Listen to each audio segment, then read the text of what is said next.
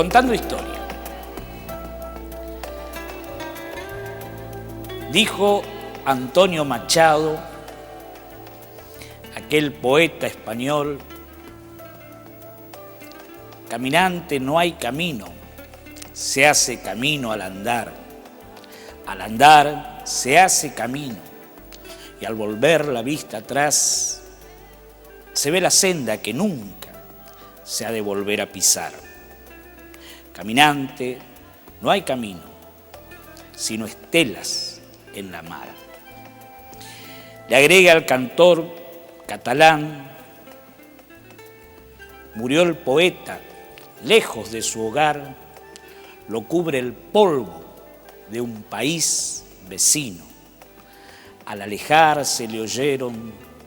gritar: caminante, no hay caminos, se hace camino al andar. Y otro grande de España, Federico García Lorca, decía en su Romancero Gitano,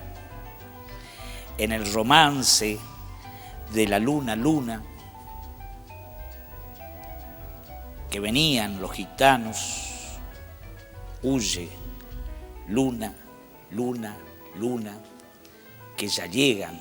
los gitanos. Y Miguel Hernández, ese tristemente culminado poeta, escritor, dramaturgo español, escribía Las nanas de la cebolla, cuando desde la cárcel, donde murió de tuberculosis a temprana edad, le respondía a su esposa con una poesía cuando ella le hacía llegar la noticia que de nada más que de cebolla y agua se mantenía junto a sus hijos. Y estos tres poetas, escritores, dramaturgos que estuvieron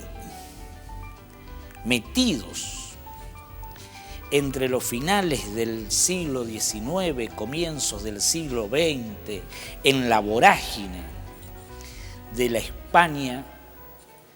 que luchaba entre dejar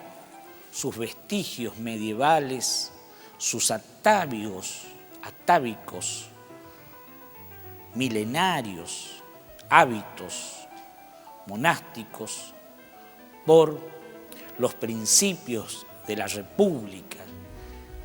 por la libertad, por la igualdad, mezclado con los principios del socialismo, del comunismo, del anarquismo. Vivieron y murieron por sus ideales. Y valga la comparación o valga la extensión, porque desde esa España minúscula, tan poderosa, otrora, y tan cercana a nuestra patria, de allí vino ese idealista, anarquista, socialista, que recorrió la Patagonia en esos años 18, 19, 20, repartiendo las ideas libertarias por la meseta patagónica, desde el Atlántico hasta los Andes. El gallego Antonio Soto, tan bien representado en la película La Patagonia Rebelde, rodada en 1972, prohibida en su momento por la dictadura, también olvidada y pasada a los archivos en el gobierno sucesivo, hoy un clásico de la cinematografía nacional. Y quien, recorriendo esas latitudes patagónicas, no vive pasionariamente la aventura trágica finalmente de esos libertarios que dieron su vida por sus ideales en la lucha por las mejoras en las condiciones laborales, salariales, sociales de los obreros, de la lana, del carbón,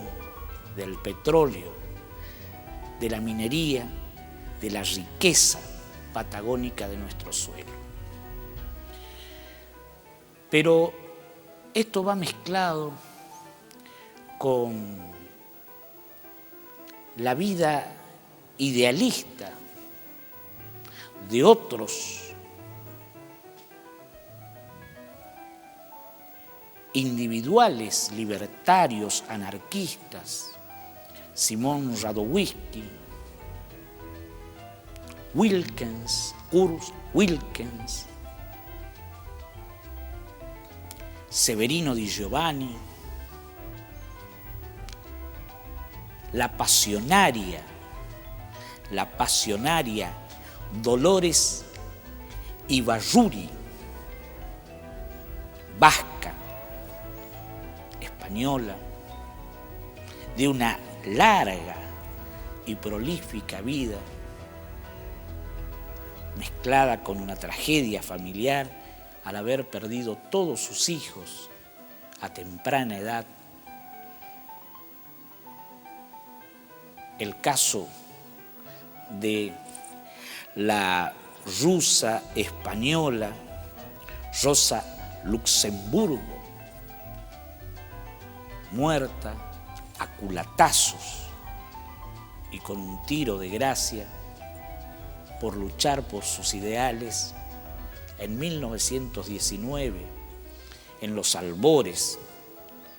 del siglo XX, de una vida plena de ideales por mejorar las condiciones en la jornada laboral, en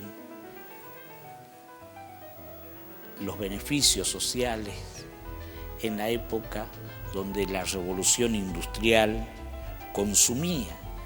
a los obreros llamados proletarios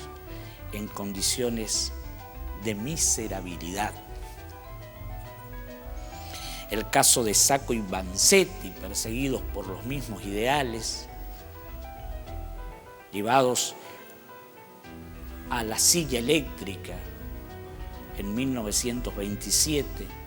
en los Estados Unidos de Norteamérica, en un juicio plagado de irregularidades y de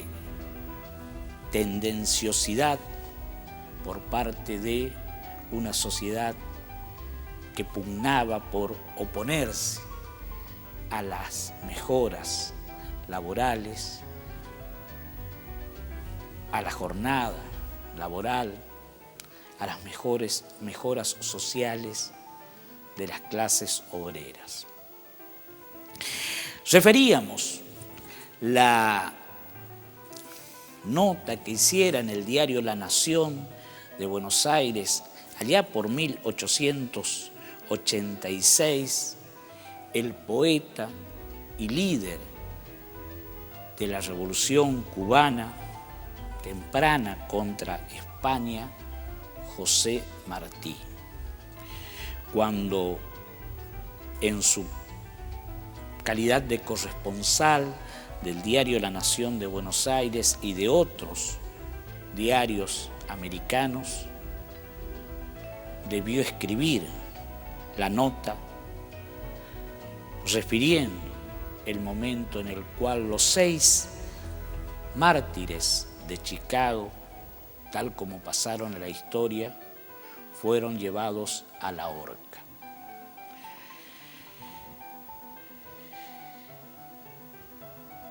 Es dable leer releer esta nota para revivir y tener una connotación de lo que fue la lucha por la jornada de 8 horas de labor, 8 horas de trabajo, 8 horas para el ocio, 8 horas para el descanso, u 8 horas para el trabajo, 8 horas para la familia y 8 horas para el ocio. Hacia 1909, en nuestro país, se produce la llamada Semana Roja, en la cual más de 80.000 personas se agruparon en la plaza de Lorea, en el barrio de Montserrat, donde se estaba construyendo la Plaza del Congreso en Buenos Aires, celebrando desde 1890 la semana en la cual se conmemoraban esos sucesos del 1, del 4 de mayo, del Día del Trabajo y de la memoria de esos obreros muertos en la lucha por la jornada reducida de labor. En esas manifestaciones, el comisario o el jefe de la policía de Buenos Aires, Ramón Falcón, presenciando las manifestaciones obreras, ordenó en 1909 una represión sangrienta. Murieron oficialmente 8 obreros, hubieron más de 80 heridos, cientos de detenidos, y se dispuso por parte de las centrales obreras de Buenos Aires y de la Argentina la huelga indefinida. Infiltraciones posteriores y desavenencias entre los líderes huelguistas hicieron que se rompiera la huelga. No obstante, al poco tiempo, un anarquista, Simón Radowisky, proveniente de la lejana Rusia, tiró un artefacto explosivo dentro del coche en el cual se desplazaba el coronel Ramón Falcón, hiriéndolo de muerte a él y a su acompañante. Ambos fallecieron. Simón Radowisky fue apresado, trató de suicidarse al momento en que se lo toma, al grito de ¡viva la anarquía!, y es recluido en la Penitenciaría Nacional de Buenos Aires. Al poco tiempo, 2 reclusos anarquistas huyen de la penitenciaría y él, por una cuestión de azar, no pudo sumarse a esta escapada. Entonces, por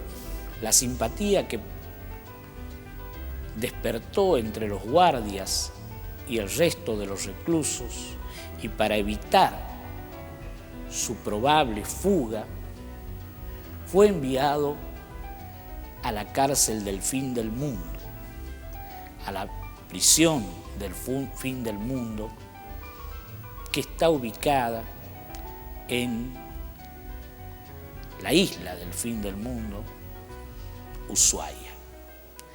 Allí fue enviado Simón Radowisky al mismo lugar donde eran enviados los más peligrosos delincuentes comunes, cárcel a la cual a su vez fueron enviados paulatinamente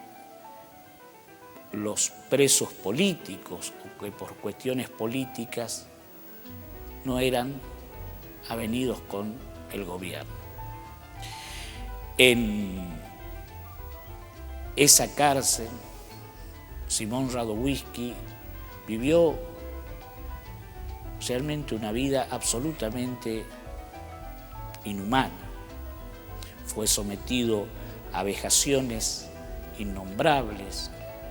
al punto extremo de que el subdirector del penal cometió violación sobre él mismo con 2 guardias,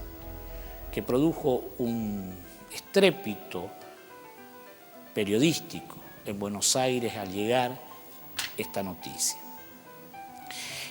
A su vez, logró huir en una goleta de bandera dálmata que, preparada por anarquistas chilenos y fueguinos, hizo una suerte de recalada afuera del presidio cuando los presos salían a trabajar cortando madera para la caldera que mantenía la iluminación en la lejana Ushuaia y en ese frío presidio donde el invierno es tan cruel como el de la Siberia, de la cual provenía escapando Szymon Radowiecki. No obstante, la policía carabinera chilena logró recapturarlo y lo confinó nuevamente al presidio de Ushuaia, devolviéndolo a las autoridades argentinas. Finalmente, hacia 1930, el presidente Hipólito Yrigoyen, que había prometido en su primera presidencia que lo indultaría a Radowiecki, dispuso su indulto, pero a su vez lo extraditó del país. Szymon Radowiecki pasó a Montevideo y de allí se fue a pelear en la Guerra Civil Española, en la lejana Aragón, con las legiones republicanas, que formadas mayoritariamente por simpatizantes anarquistas, se oponían al creciente falangismo de Franco. De allí pasó a Francia, cuando la España fue tomada por los franquistas, y de allí se radicó finalmente en México, donde, trabajando en una fábrica de juguetes, encontró la muerte en 1956. Szymon Radowiecki, una de las figuras anarquistas más representativas de ese movimiento libertario que pugnaba por la desaparición del Estado y de las instituciones ordinarias que regulan la vida del hombre, luchando por los principios de la libertad individual y de la solidaridad particular. Otro caso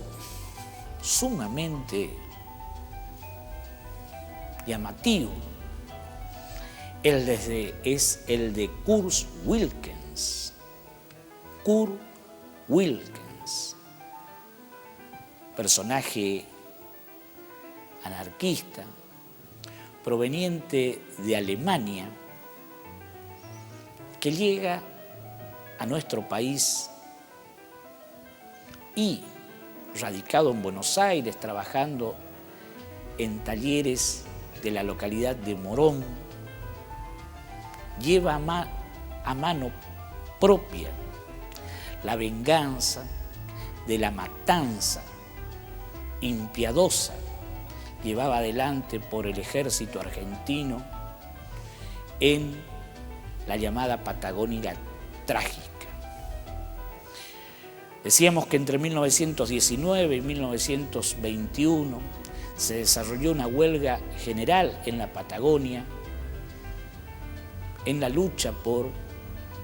beneficios mínimos para los obreros, como ser